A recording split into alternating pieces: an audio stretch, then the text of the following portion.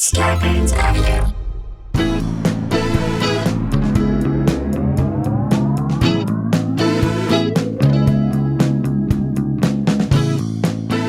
Hey guys, welcome to another episode of Sklar Country, the virus edition, aka the Pandy Pods. AKA two fine fellows, no violins, no cellos. There you go, I like that one. AKA a couple of look-alike jamokes being real smart with their wise guy jokes. James Scragman. Scragman. I love you, Scraggers. Scraggers, we're back. Scraggaroo. We are back. We hope you guys are doing well. We are in midweek form, ready to just give you that content, deliver it your way. Drop the hammer. Stories. These are stories that happen in the general vicinity of the weeks that these are dropping. Try to keep it as regular.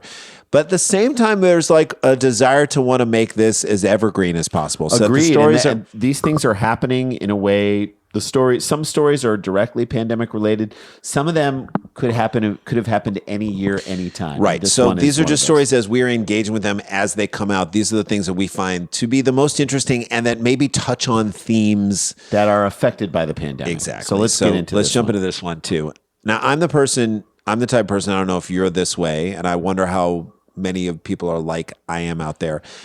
I love to take down decorations and put them away like right after the holiday. Yeah, you want it right off the door, right off Christmas the house. Decorations and holiday should come down, I would say, in a perfect world before New Year's, but I'll give you right after New Year's. Right. Okay, in just those afterwards. days that are still the holiday, but you're not before your back kids at go work. back to school. It just feels good to clean it up and get ready for the winter. Right? Look, if you have Christmas decorations up through April, you are asking to have your house TP'd. Big time. You're asking for it. And I don't care if we have a TP shortage. Look, it's a target. It's a beautifully lit target that you are putting on your home. People should react accordingly to your laziness. I have to admit, I love holiday lights. And the new technology of holiday lights, the icicle things going down, the fact that there's movement, I like them. I'm sorry. As a Jew, we were never supposed to like them. Growing up, I like them. I think they're cool. All right.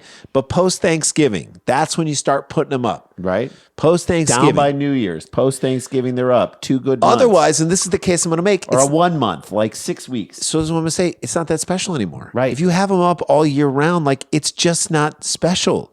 It's like, I think it's like setting limits for your kids. They may not like it in the moment. You may not be happy about it, but they'll be happy that you set those limits. I promise you, if you start having ice cream for breakfast with your kids, they're not going to ever want it for dessert ever again. It's no longer a special occasion dessert. Same goes for Halloween. I'm a huge Halloween fan. We love to decorate our house with Halloween. We are now too. We're put doing it everything up. It's fun. We carve the pumpkins. We put out giant things. My kids love it. People come by, they know that you're a Halloween house. Skeletons, human and animal, that are fake. Cardboard cutouts of Bethany Frankel. Talking about skeletons. Same skeletal structure as Mr. Bones, who sits on our wall. Scares the shit out of everyone all the time. Just Anorexia. Bethany with a blender full of skinny martinis. Hey. You're going to get you every time. But you take them down. The weekend after Halloween, I take right after Halloween or the weekend after Halloween. No need. There's no need to keep that stuff up. It can cause problems. Like in this next story. Get ready, because people are ready to see dead bodies and scary things in late October. They're not prepared to see that kind of stuff in late May. They're not. It's a red flag. It may get you deep in trouble, oh great pumpkin. You hear me? Let's get into it. Here we go. The hazards of not properly disposing of a fake body are on full display in this story. A UK woman was mortified, good word, after errantly placing a Halloween prop that prompted a squad of 10 police officers to surround her home on the suspicion that she'd committed a murder. This feels like a Halloween movie, Jay. It like really they does. all have to laugh when they find out that it was just a decoration, so they leave. But then that night, the decorations come to life and try to kill the woman who wouldn't put them away. What do we call the movie? Take them down. I love it. Take them down. Take them down. Or The Takedown. I arrived at home from school. This is her quote.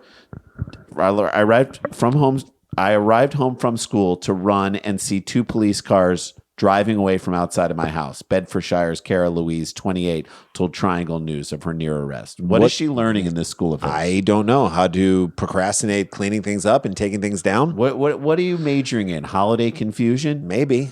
The fiasco was sparked by a dummy wrapped in garbage bags. Who's the dummy? Is it Cara Louise? I don't know, but they said a dummy was wrapped in. It is garbage bags and duct tape that the mother of 2 had used as spooky decoration at a holiday kids party. These are like Robert Durst's words exactly. Bye, Mommy. I just wanted to see Douglas. Wrap them up in garbage bags, duct tape them. You know the way adult brothers do to each other. Bye, Mommy. Where is bye? My 5-year-old boy is really into dressing up for every occasion. So we did the inside. I mean, you might know already his sexual orientation. If he's super into dressing up for every single occasion. And that's great. All right. And he came up with it. This is what she said. My 5-year-old boy is really into dressing up for every occasion. So we did the inside up with a circus theme, and he dressed as it, said Louise. Just what? As a circus? Well, is he the dummy? Is the I kid know the dummy? You didn't do anything wrong, Louise, but now it feels like you're totally It's lying. like Tom Brady breaking a cell phone. It's like, don't do. Now you're throwing your son under the bus. Like, who cares what your son likes to dress up as? That's right. And they asked you about why this dummy was outside, and now you're going off on a long story about tangents. circus decorations inside your house and how your son likes to dress up for every other thing. Like, you didn't do anything wrong, probably, but it sounds like you did. Jay, you know my favorite part of the circus is what? Going to see dead bodies that are wrapped in trash bags and duct taped up. Yeah, that's like the best part of it on the trapeze. It's so much fun. Yeah. So going off on weird tangents, it's exactly what murderers do when they want to get you talking about anything but the truth about the murdered victim, about the person in the duct tape bag. So the prop in the garden was part of our theme. Was that a circus theme? That's what I said. Dead guy wrapped up in garbage bag and duct tape. I've not seen. That's not part of Cirque du Soleil's finale. No. Louise had kept the faux cadaver in the garden since November, for fun. Old time's sake. To celebrate spring. To fertilize the gardenias. Faux cadaver, by the way, is a phenomenal name for an indie rock band. Totally. However, the hairdresser had recently relocated the holiday holdover behind some garbage bins while gardening and forgot to put it back before picking up her elder son from school. She has so much to do with these damn kids. I was going to pick it up. I got a 5-year-old who won't stop bothering me about what he wants to dress up as. I got this older kid who always has to go to and from school. Like, I swear to God, like 5 times a week, this kid has to go to school and come home from school. Am I crazy? That's no exaggeration. That's no exaggeration. I'm literally taking him to school like Monday through Friday almost every week. I put it behind the trash cans and I was going to throw it away the same way I said I was going to take down the decorations in November and December and January and February and April and All right, we're going to take a break. When we come back, we'll find out what happened to this woman, how many cops showed up. I think we mentioned it, but still. A lot of cops. A lot of cops for this situation and what it says about her neighbors and how they feel about her. We'll do it on the other side of this break.